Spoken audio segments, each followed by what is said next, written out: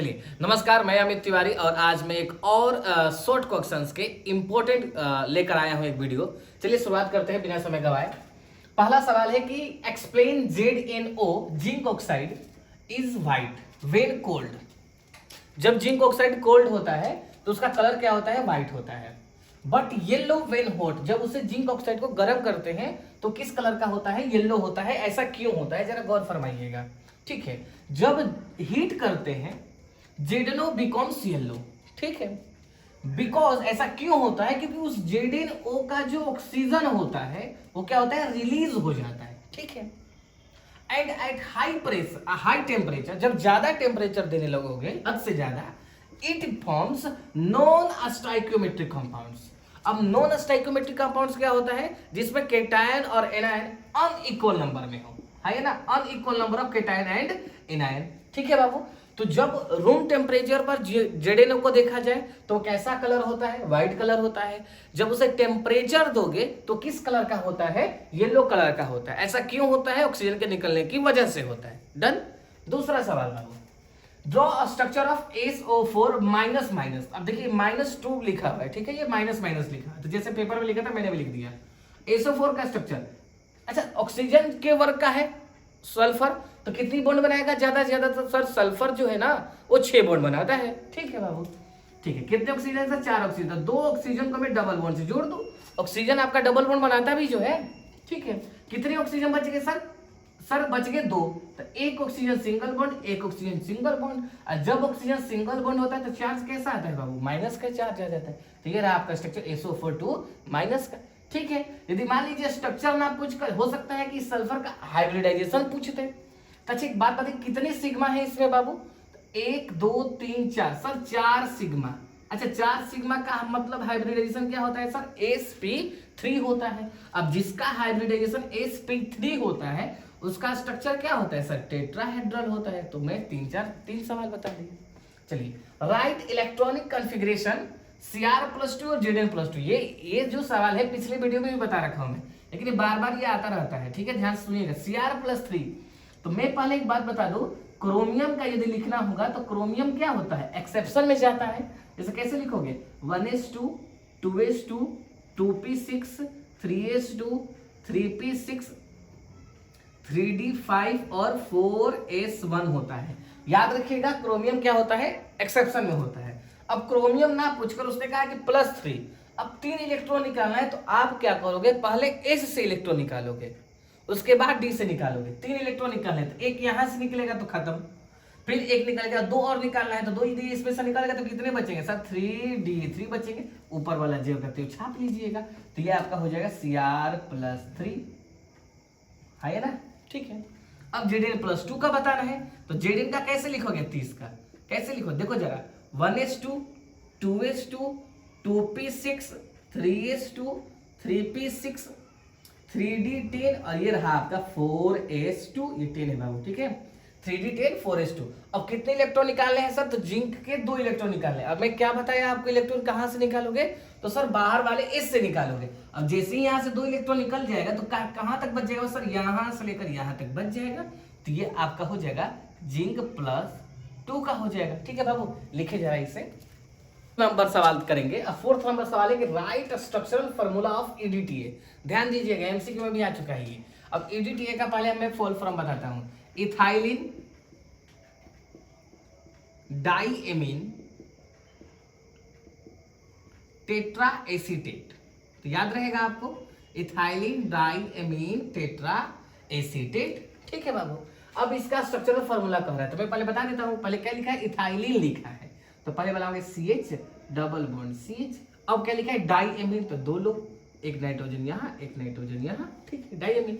Tetra का मतलब 4 और एसीटेट का मतलब क्या होता है? CH3COO- होता है, एक यहाँ एक नाइट्रोजन पर 2 लगा देना। ठीक है, तो ये हो गया आपका टेट्रा एसीटेट, COO- CH3COO- हो गया। ठीक है, यहाँ एक लोन पेयर भी हो जाएगा क्योंकि नाइट्रोजन के पास 5 होते हैं, 3 बनाए 2 बाकी हैं। ठीक है, एक सवाल ये भी हो गया। एक सवाल ये भी पूछता है कि EDTA में कितने डोनर एटम होते हैं? तो EDTA में 6 डोनर एटम होते हैं, 1 2 3 4 5 और ये रहा एक 6। तो मैं ये भी लिख देता हूँ, MCQ में एक बार आ चुका है, 6 डोनर एटम। आइए ना, चलिए 5th नंबर सवाल कि what is elimination reaction. Organic का सवाल है, थोड़ा सा इंपॉर्टेंट हो जाता है, ध्यान से देखिएगा मेरे मित्र। When alkyl halide is reacted with alcoholic KOH, यानी कि थोड़ा दारू पिया हुआ है, ठीक है। तो जैसे ही रिएक्शन करोगे ना मेरे मित्र, अब होता क्या कि beta hydrogen are removed, alpha hydrogen नहीं, बीटा हाइड्रोजन, ठीक है, मैं बताऊंगा। अब जैसे ही बीटा हाइड्रोजन हटता है तो क्या बनकर तैयार होता है सर, एल्कीन, मतलब double bond will be formed. तो इस रिएक्शन को क्या कहते हैं सर, एलिमिनेशन रिएक्शन कहते हैं। जरा इसे एग्जांपल से समझेंगे। अब मैं पहले CH3 CH2 से लिया, ये आपका एल्काइल हैलाइड, सर किसके साथ रिएक्शन करना है, तो सर दारू पिया हुआ आप KOH ले लो, तो मैंने ले लिया, ठीक है सर, कोई दिक्कत नहीं। अब देखो ये Cl को लेकर भाग गया तो KCl बन गया, क्योंकि K पर प्लस Cl पर माइनस, बच्चे बच्चे जानता है। अब इसके बगल वाला जो हाइड्रोजन होगा वो अल्फा हाइड्रोजन होगा। अब इस अल्फा हाइड्रोजन के बगल वाला जो हाइड्रोजन होगा वो बीटा हाइड्रोजन होगा। और ये क्या बोला था हटाने को, बीटा हाइड्रोजन। सर एक हटाओ यहाँ से, एक जैसे ही हटाओगे तो ये रहा CH2, ये रहा CH2, ये कार्बन कितना बॉन्ड है सर, 2। कितने बॉन्ड की जरूरत सर, 2 बॉन्ड की जरूरत। ये आपका एल्कीन बन गया, KCl बन गया। और यहां से कौन निकला था सर, हाइड्रोजन। ये H बाहर कौन है सर, OH, क्या बन गया सर, पानी बन गया। क्या लिख लेंगे इससे, ठीक है बाबू। चलिए व्हाट इज रोजेनमुंड रिएक्शन, ये भी बहुत बार आ चुका है, ये रहा ऑर्गेनिक का सवाल, और ये आपके लिए इंपॉर्टेंट भी है और खतरनाक भी है आप लोग के लिए। अब कैसे रोजेनमुंड लिखे हुए भैया, RCOCl लिखोगे। अरे हाँ, ये ना किसके साथ reaction sir, H2 in presence of palladium in presence of also BaSO4 barium sulphate. अब होता क्या है, जरा गौर फरमाइए, एक H एक Cl को लेकर क्या करता है सर, भाग जाता है। अब एक H जैसे ही Cl को लेकर भागता है तो वहां जाकर कौन बैठ जाता है, तो H बैठ जाता है। तो क्या इसी को एल्डिहाइड कहते हैं क्या। ये रहा आपका रिएक्शन। 7वां बहुत दफा आ चुका है, ये भी ऑर्गेनिक का सवाल, बचे नहीं, छोड़ेगा नहीं आपको। What happens when phenol is heated with zinc powder, बहुत घटिया सवाल और आसानों का आसान। ये रहा आपका फिनोल, फिनोल का रिएक्शन किसके साथ सर, तो जिंक पाउडर था, जिंक के साथ, ठीक है। क्या बन जाता है सर, बन जाता है सर जिंक ऑक्साइड, और क्या बन जाता है मेरे मित्र, बेंजीन। लिख लो मेरे मित्र। 8 नंबर सवाल जरा करें, right structure of formula, tartaric acid और आइसोब्यूटेरिक एसिड का फार्मूला लिखना है, स्ट्रक्चर ऑफ फार्मूला, ठीक है। ये भी ऑर्गेनिक है तो जरा गौर फरमा कर देखिएगा। टार्टेरिक एसिड कैसे लिखते हैं, तो भाई इसमें 4 कार्बन होता है, 1 2 3, ये रहा 4। शुरू वाले में COOH लिख दो क्योंकि ये एक एसिड है, इसमें भी COOH लिख दो। इधर H लिखो, इधर OH लिखो, इधर OH लिखो, इधर H लिखो। तो ये आपका नन्हा सा प्यारा सा टार्टेरिक एसिड, प्रैक्टिस करेंगे आपको भी याद हो जाएगा। आइसोब्यूटारिक एसिड, आइसो का मतलब होता है बीच वाले से कार्बन निकला होगा, ठीक है।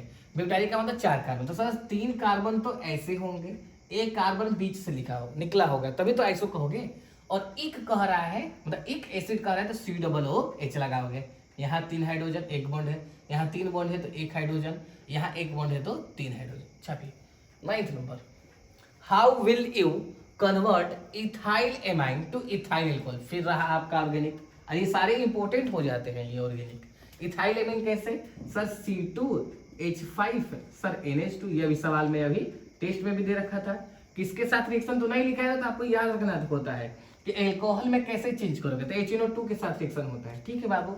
अब जरा गौर फरमाइएगा, बनता क्या है, C2H5OH, ये आपके इथाइल एल्कोहल बनकर तैयार, ठीक है। एक नाइट्रोजन यहाँ और एक नाइट्रोजन यहाँ, तो कितने नाइट्रोजन जनाब, 2 नाइट्रोजन, ठीक है बाबू। चलिए अब कितने ऑक्सीजन थे सर, 2 ऑक्सीजन थे, 1 ऑक्सीजन आप यूज कर लिए, ठीक है बाबू। चलिए तो कितने ऑक्सीजन बचे सर, 1 ऑक्सीजन बचे। कितने हाइड्रोजन थे सर, तो 5 2 7 और 1 8, तो 5 और 1 6। कितने हाइड्रोजन बचे सर, 2 हाइड्रोजन। 2 हाइड्रोजन का मतलब सब पानी निकाल दो क्या, ठीक है बाबू। चलिए कंप्लीट द रिएक्शन। अब देखिए जरा, RC डबल बॉन्ड NH2 है, lithium aluminium hydride in presence of पानी। तो मैं बता रहा था माइल्ड ऑक्सीडाइजिंग एजेंट और स्ट्रॉन्ग ऑक्सीडाइजिंग एजेंट। तो आपको कुछ नहीं करना है, C डबल बॉन्ड हटाना है और CH2 जोड़ना है, और उसके बाद ज्यों का त्यों लिख दीजिए, हाँ या ना। तो बस ये एक्स्ट्रा वर्ड है, C double bond CH2। What are the main components of Dettol. अब ये देखिए, ये तो एमसीक्यू में भी बार बार आता है, इस बार 2 नंबर में पूछा गया है। तो डिटॉल का मेन कॉन्स्टिट्यूएंट क्या होते हैं, तो 2 लोगों से मिलकर बना होता है, क्लोरो ऑक्सीनॉल और टर्पिनोल, TERPINEOL। ये याद रखिएगा, स्पेलिंग भी याद रखिएगा। तो डिटॉल के 2 कंपोनेंट लिख लो बाबू। सवाल करेंगे 12 नंबर सवाल भी बाबू आपके ऑर्गेनिक से ही रिलेटेड है और इंपॉर्टेंट भी है, बहुत बार पूछा भी जा चुका है, तो जरा गौर फरमाइए। न्यूक्लिक एसिड क्या होता है, तो nucleic acids are the polymer of nucleotides. तो न्यूक्लियोटाइड्स का पॉलीमर कौन होता है, न्यूक्लिक एसिड होता है। अब ये न्यूक्लिक एसिड करता क्या है, क्योंकि इंफॉर्मेशन अबाउट जेनेटिक्स के बारे में इंफॉर्मेशन देता है, सूचना देता है। And build the structure of cells, और सेल्स के स्ट्रक्चर को क्या करता है, बनाता है। कौन सा, न्यूक्लिक एसिड। इतना लिख देंगे, काफी है सर। हाँ जी ना जी। अब ज्यादा लिखना होगा सर, टाइप्स भी लिख सकते हैं। कितने प्रकार होते हैं सर, 2 प्रकार, एक होता है सर डीएनए और दूसरा होता है sir RNA, deoxy ribonucleic acid. Ribonucleic acid से पिछले वाले वीडियो में मैं बता भी चुका हूं। चलिए, और IUPAC नाम लिखना है, जो थोड़ा सा इंपॉर्टेंट हो जाता है। देखिए ध्यान से, ये 2 फंक्शनल ग्रुप है, ठीक है। प्रायोरिटी किसको देते हैं, COOH को, ठीक है सर। 1 2 3 लिखोगे, ठीक है। तो जैसे ही OH प्रीफिक्स बन जाता है तो OH का नाम क्या होता है सर, हाइड्रोक्सी। तो दूसरे नंबर पर कौन है सर, दूसरे नंबर पर है सर हाइड्रोक्सी। कितने कार्बन सर, 3 कार्बन। तब प्रोपेनोइक एसिड कहेंगे, क्योंकि COOH लगा हुआ है, ठीक है बाबू। चलिए, इसके कैसे करेंगे सर, 1 2 3 4, कितने कार्बन सर, 4 कार्बन। तो लिखोगे ब्यूटेन डाइओइक, अच्छा हाइफन नहीं देंगे बाबू, डाइओइक एसिड लिखेंगे, क्योंकि 2 लोग हैं ना, ये COOH लिख देंगे। चलिए एक और चीज बता देते हैं, इसका जो कॉमन नाम है ना बाबू, वो है आपका लैक्टिक एसिड। याद रखिएगा, लैक्टिक एसिड। हो सकता है कि मतलब फार्मूला पूछ दे, लैक्टिक एसिड। और इसका जो कॉमन नाम है बाबू, सक्सिनिक एसिड नाम है, सक्सिनिक एसिड नाम है, ठीक है। आगे चलिए, right the monomers of Teflon. ये ठीक है, टेफ्लॉन का मोनोमर क्या होता है, टेफ्लॉन का मोनोमर होता है टेट्रा फ्लूरो इथीन। हाँ, ये ना काफी है, लेकिन एक बार इसका फॉर्मूला भी आ चुका है, जो मैं लिख देता हूँ, CF2 डबल बॉन्ड CF2, है ना। ये भी इंपॉर्टेंट है, याद रखिएगा, ये MCQ में एक बार आ चुका है। What is carbocation. अब कार्बोकेटाइन क्या होता है, तो कार्बन पर जब प्लस चार्ज आ जाए तो उसे क्या कहते हैं, कार्बोकेटाइन बोलते हैं। तो when carbon has positive charge, लिखा है ना, that it is called carbocation. अब इसका एग्जांपल क्या हो सकता है, जैसे CH3 पर क्या हो जाए, प्लस आ जाए, ठीक है। देखिए 60 नंबर सवाल, राइट 1 यूज ऑफ पैरासीटामोल। तो पैरासीटामोल पूरी दुनिया जानती है सर, रिड्यूसेस फीवर या पेन के लिए भी होता है, लेकिन एक ही लिखना है, लिख लीजिए वापिस से। 70 नंबर सवाल करेंगे, और 70 नंबर सवाल जो है बार बार पूछा जा चुका है कि एंजाइम होता क्या है। तो एंजाइम, एक बात जानकारी के लिए बता दूं कि एंजाइम आप उसे कहते हैं जिसका मोलिकुलर मास क्या होता है, ज्यादा होता है। तो पहले ही लाइन में क्या लिखा है, हाई मोलिकुलर मास लिखा हुआ है। यह ऑर्गेनिक कंपाउंड भी की तरह बिहेव करता है, और इस ऑर्गेनिक कंपाउंड में कौन सा एलिमेंट मिला होता है सर, तो नाइट्रोजन मिला होता है। तो 2 लाइन एंजाइम के बारे में। और ये जो एंजाइम होता है नेचर में प्रोटीन होता है, क्या होता है, it is protein in nature. चलिए, अब ये जो एंजाइम जो है बाबू ना, वो किसकी तरह काम करता है, कैटलिस्ट की तरह भी काम करता है, ठीक है। यदि आपसे डेफिनेशन है, जब पूछ रहे क्या कहिएगा, तो sir enzyme higher molecular mass होता है, it is protein in nature होता है, ये ऑर्गेनिक कंपाउंड होता है। कौन से एलिमेंट से रिलेटेड बाबू, नाइट्रोजन से रिलेटेड, और कैटलिस्ट की तरह भी काम करता है। चलिए अगला डेफिनेशन लिखिए, व्हाट इज सॉल्ट ब्रिज। अब सॉल्ट ब्रिज क्या होता है, तो सॉल्ट ब्रिज जो होता है, जैसे आपका यू होता है ना ऐसे, इसका उल्टा, अरे हाँ, ये ना, तो क्या लिखा गया होगा कि इन्वर्टेड U2, यानी कि ऐसे रहता है वो, ठीक है। In which semi solid paste, semi solid paste का मतलब कि ना वो सॉलिड की तरह हो और ना ही ज्यादा लिक्विड की तरह हो। किसकी तरह मिला रहेगा, वो KCl भी रहता है और K2CO3 रहता है, ठीक है बाबू। तब एक KCl भी ले सकते हैं और K2CO3 भी। किस में मिला देंगे सर, जिलेटिन में और अगर में, ठीक है। पहले तो सॉल्ट ब्रिज समझ लीजिए कि उल्टा यू आकार का होता है, पहली बात। दूसरी बात कि आप KCl और K2CO3 को जेली जैसा बनाकर सॉल्ट ब्रिज में बंद कर दीजिए। अरे हाँ या ना। अब इसी को क्या बोलते हैं जनाब, सॉल्ट ब्रिज बोलते हैं, ठीक है। अब जरा आगे देखेंगे 90 नंबर, राइट IUPAC नेम्स। अब इनका IUPAC नाम लिखना है बाबू। अब IUPAC नाम कैसे लिखा जाएगा, जरा गौर फरमाइएगा, ठीक है। चलिए, अब जब कभी भी इसका एलपीसी नाम लिखना होगा ना, तो बीच वाले यानी कि सेंट्रल मेटल एटम का आपको ऑक्सीडेशन नंबर निकालना पड़ेगा। तो ये लिखा गया है 4, एक पोटेशियम पर 1 का चार्ज होता है, जिसका निकालना बाबू उसको x कह देते हैं। ये कितना लिखा गया है सर 6, इस पर चार्ज कितना होता है सर -1, इस पर टोटली चार्ज 0।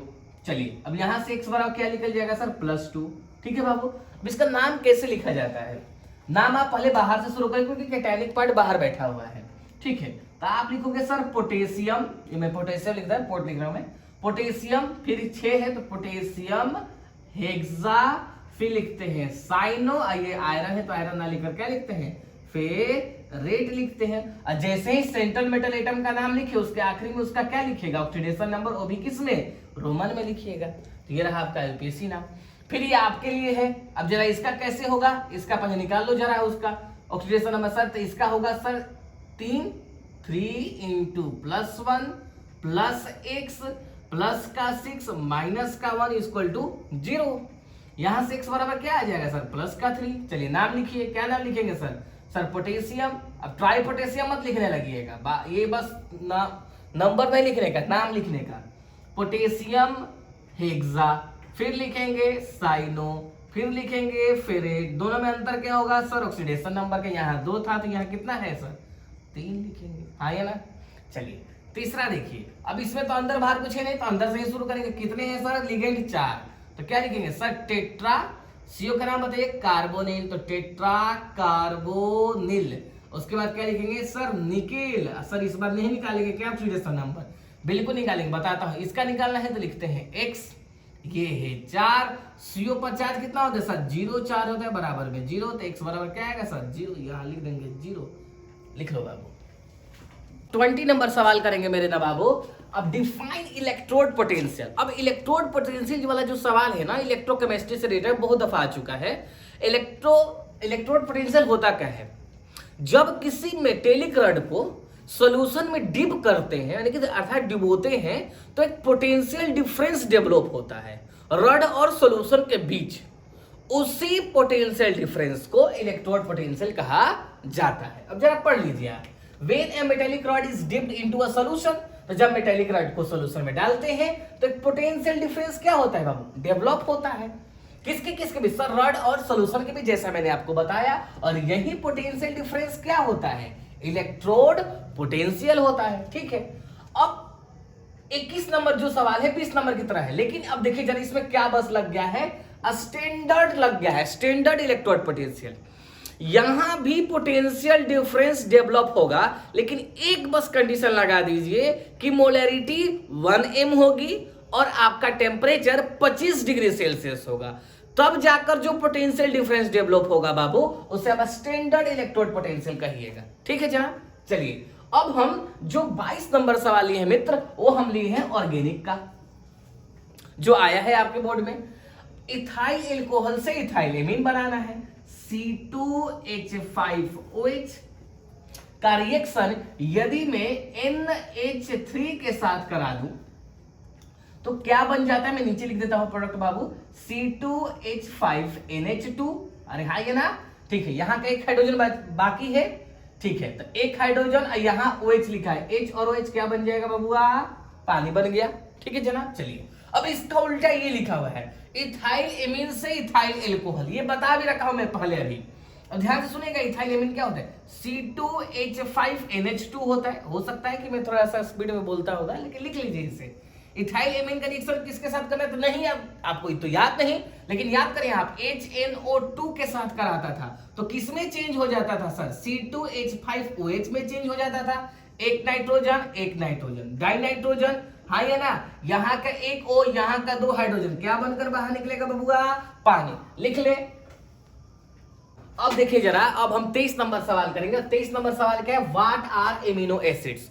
एमिनो एसिड्स क्या होते हैं, तो मैं आपको जानकारी के लिए बता दूं कि एमिनो एसिड जो होते हैं बायोमोलिक्यूल्स होते हैं, पहली बात। दूसरी बात कि एमिनो एसिड जो होते हैं प्रोटीन में पाए जाते हैं। कहां पाए जाते हैं जनाब, प्रोटीन में पाए जाते हैं। कितने एक्टिव ग्रुप्स होते हैं एमिनो एसिड के पास, तो 2 एक्टिव ग्रुप्स होते हैं। कौन कौन से सर, एक होता है सर COOH और एक होता है NH2 ग्रुप।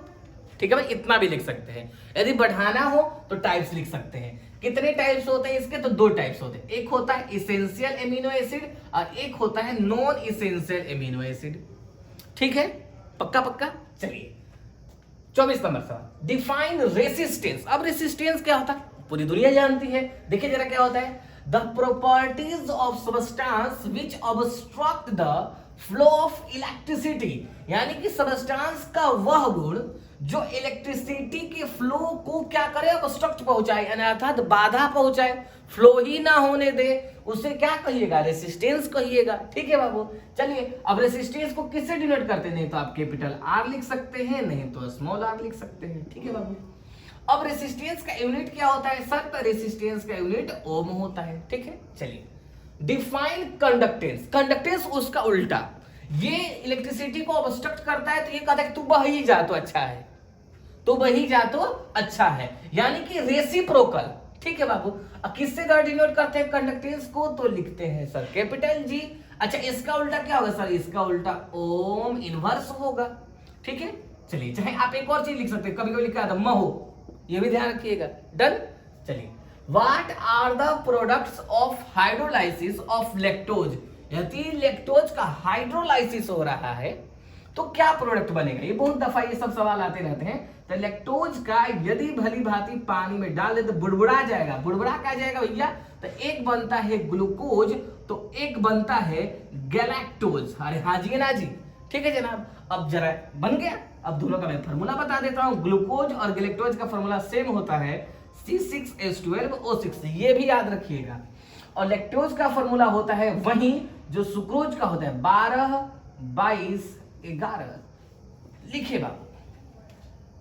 अब हम 27 नंबर सवाल करेंगे और 27 नंबर सवाल जो है डिफरेंस से रिलेटेड है। मिथेनोइक एसिड और इथेनोइक एसिड के बीच अंतर बताना एक बार आ चुका है।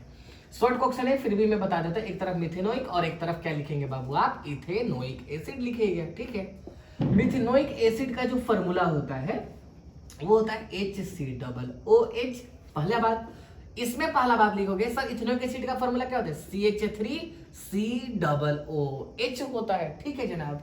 चलिए दूसरा क्या लिखेंगे मिथेनोइक एसिड में? सर मिथेनोइक एसिड जो होता है टॉलेंस टेस्ट देता है, तो मैं लिख देता हूं सर टॉलेंस टेस्ट। आप लोग सजा लीजिएगा, ये देता है और ये टॉलेंस टेस्ट नहीं देता है। तीसरा लिखिएगा, जब आप जब आप मिथेनोइक एसिड को ऑक्सीडाइज करिएगा तो क्या देता है सर? मिथाइल एल्कोहल बनता है। क्या बनता है सर? मिथाइल एल्कोहल बनता है। ठीक है, और जब आप इथेनोइक एसिड को ऑक्सीडाइज करिएगा तो ये बनता है इथाइल एल्कोहल बनता है। ठीक है बाबू, चलिए तीन डिफरेंस काफी है। Draw structures. ठीक है, अब ये थोड़ा सा इंपॉर्टेंट हो जाता है। देखिए 4,4 डाइमिथाइल 2 पेंटेनॉल लिखा हुआ है, तो कितने कार्बन है सर? 5। तो 5 कार्बन बना लो सर। 3 4 5 कार्बन बन गया। दूसरे पर ओल लगा है, यानी कि दूसरे पर लगा है सर दारू, यानी कि ये रहा OH। चलिए अब चौथे पर मिथाइल लगा है सर। चौथे पर कितनी बार लगा है सर? 2 बार, क्योंकि 4,4 लिखा था। 1 2 3 4 सर। ऊपर भी मिथाइल नीचे भी methyl. This is the structure of this. चलिए अब 2 ब्यूटेनॉल कैसे बनता है सर? 2 ब्यूटेनॉल कैसे? कितने कार्बन सर? 4। 1 2 3 4। कितने नंबर पर लगाना है सर? दूसरे नंबर। क्या लगाना है? ऑयल। ऑयल का मतलब OH होता है। आप तो हाइड्रोजन भर लोगे ना। चलिए ठीक है, 29 नंबर सवाल, डिफाइन स्पेसिफिक रेसिस्टेंस। अब स्पेसिफिक रेसिस्टेंस क्या होता है? स्पेसिफिक रेसिस्टेंस का एक और नाम है जिसका नाम है रेसिस्टिविटी भी कहा जाता है। क्या कहा जाता है? तो रेसिस्टिविटी भी। अब ये स्पेसिफिक है तो देखिए कब लगेगा ये। The resistance of a conductor, किसी कंडक्टर का जो रेसिस्टेंस है कब लगेगा? जब उसकी लेंथ क्या हो? यूनिट लेंथ हो और यूनिट क्रॉस सेक्शन एरिया हो। तो उस रेसिस्टेंस को क्या कहिएगा सर? स्पेसिफिक रेसिस्टेंस कहिएगा। कब? जब यूनिट लेंथ 1 हो, यूनिट 1 होगा और यूनिट क्या होगा? क्रॉस सेक्शन भी होगा। ठीक है, अब स्पेसिफिक रेसिस्टेंस को डिनोट कैसे करते हैं? तो स्पेसिफिक रेसिस्टेंस को डिनोट करते हैं रो से डिनोट करते हैं। ठीक है बाबू, अब इसकी यूनिट क्या होती है सर? तो इसकी यूनिट होती है ओम मीटर होती है। ठीक है, अब इसे चेक भी कर सकते हैं कैसे ओम मीटर होती है, मैं आपको बताता हूं आपको। ठीक है, ध्यान से सुनिएगा। मान लीजिए आ ही जाए ठीक है। अब R बराबर आप पढ़े होंगे कि रो L अपॉन A होता है, ठीक है। अब यहां से रो बराबर क्या लिखोगे सर, RA अपॉन L लिखोगे, इतनी तो मैथ आती है, ठीक है। चलिए अब R का यूनिट क्या होता है, मैं अभी थोड़ी देर पहले बताया था सर, ये होता है ओम, और एरिया है तो मीटर स्क्वायर लिखोगे, लेंथ है तो मीटर लिखोगे, मीटर से मीटर क्या हुआ गया, क्या बच गया जनाब, तो सर इसीलिए रो का यूनिट क्या हो जाएगा, ओम मीटर हो जाएगा। यही तो मैंने बताया था अभी आपको, लिख लीजिएगा, ठीक है। अब देखिए डिफाइन स्पेसिफिक कंडक्टेंस। अब स्पेसिफिक कंडक्टेंस को किससे डिनोट करते हैं, तो स्पेसिफिक कंडक्टेंस को कंडक्टिविटी भी पहले तो बात समझिए कि कहा जाता है, पहली बात, ठीक है। अब स्पेसिफिक कंडक्टेंस कहते हैं किसको, जब रेसिस्टिविटी का रेसिप्रोकल हो जाए, ठीक है। जब रेसिस्टिविटी का क्या हो जाए, रेसिप्रोकल हो जाए, तो उसे क्या कहेगा, स्पेसिफिक कंडक्टेंस कहिएगा, ठीक। अब डिनोटेड, अब किसे डिनोट करते हैं स्पेसिफिक रेसिस्टेंस को, सर के से डिनोट करते हैं, इसे क्या पढ़ते हैं, कप्पा पढ़ा जाता है, क्या पढ़ा जाता है, कप्पा। और इसका यूनिट क्या होगा सर, उसका उल्टा, तो इसका उल्टा क्या होगा sir ohm inverse metre inverse, अरे हाँ, ये ना। तो चलिए बहुत बहुत धन्यवाद आप सभी को, लेकिन एक गुजारिश है आपसे कि आप इसे जरूर बताएं कि आपको शॉर्ट क्वेश्चंस कैसा लगा। भारत माता की जय।